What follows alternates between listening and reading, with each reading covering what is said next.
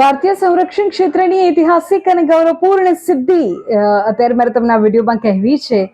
અને આ સમાચાર ડીઆરડીઓના અત્યંત સફળ આધુનિક મિસાઇલના પરીક્ષણને લઈને છે.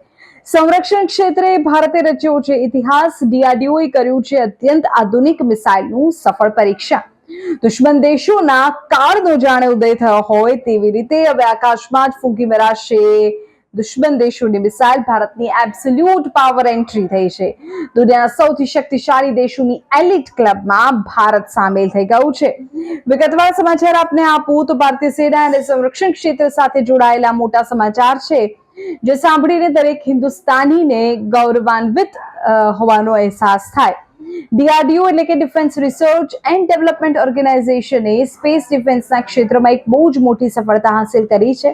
ભારતે પોતાની સ્વદેશી એર ડિફેન્સ મિસાઇલ સિસ્ટમનું સફળ પરીક્ષણ કર્યું છે. દુનિયાને પોતાની તાકાતનો પરચો બતાવી દીધો છે.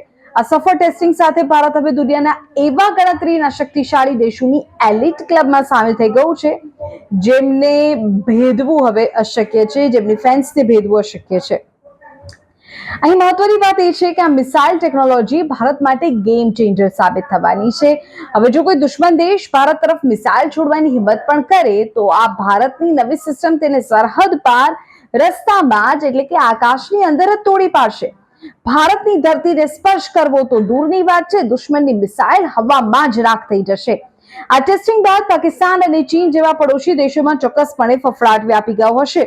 પૂર્વથી પશ્ચિમ અને ઉત્તરથી દક્ષિણ સુધી ભારતની એર સ્પેસ હવે સંપૂર્ણ અભેદ્ય કિલ્લામાં ફેરવાઈ ચૂકી છે.